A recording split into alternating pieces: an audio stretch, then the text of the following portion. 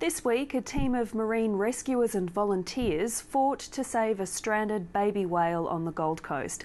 Sadly, the effort was in vain. The marine scientist who heads the rescue team says it's a sign of things to come as whale numbers continue to climb. Kathy McLeish spoke to SeaWorld's Trevor Long. The Tangalooma whaling station on Moreton Island was the largest in the Southern Hemisphere. Combined with operations at Byron Bay and in the Antarctic, the impact on the humpback whales was devastating. The Tangalooma station shut down in 1962 because whaling was no longer viable.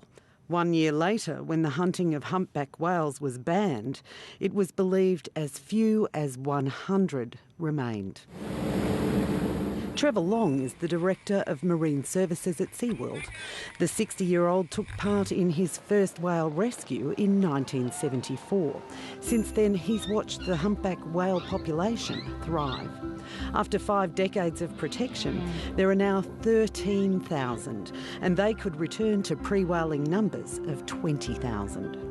I think people all on the East Coast, I think we're quite rich that we do see these animals come up here, and people in Queensland, I think, get the added advantages. This is a state where most of the animals are born.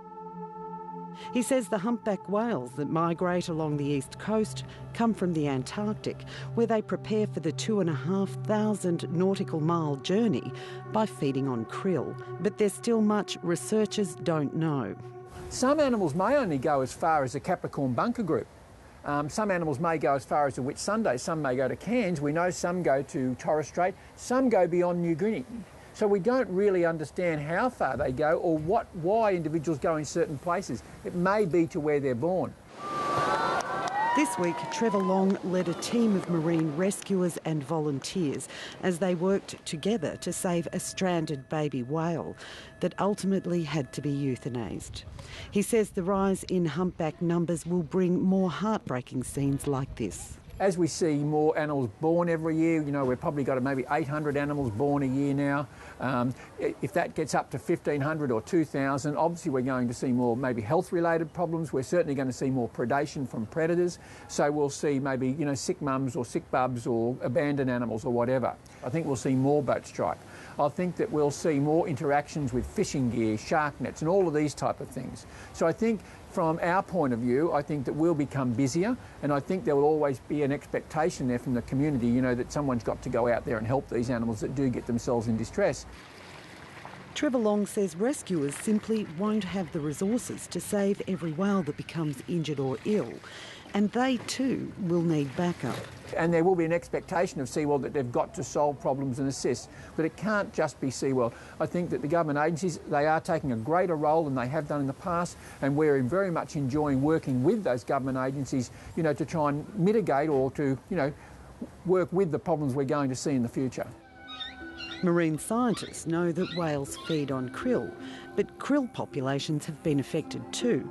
Trevor Long says it's still unclear what pressures the growing population could encounter, and more research is needed.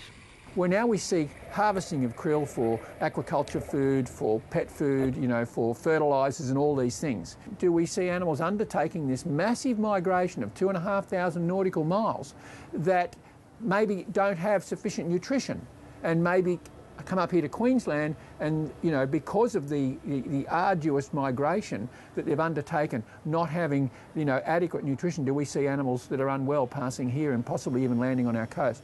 We really do need to understand what's happening with these whales coming past our coast. They are precious to us. We've shown the global community how precious they are to us. So now what we've got to do, we've got to try and understand a little bit more about our own population. Kathy McLeish with that story.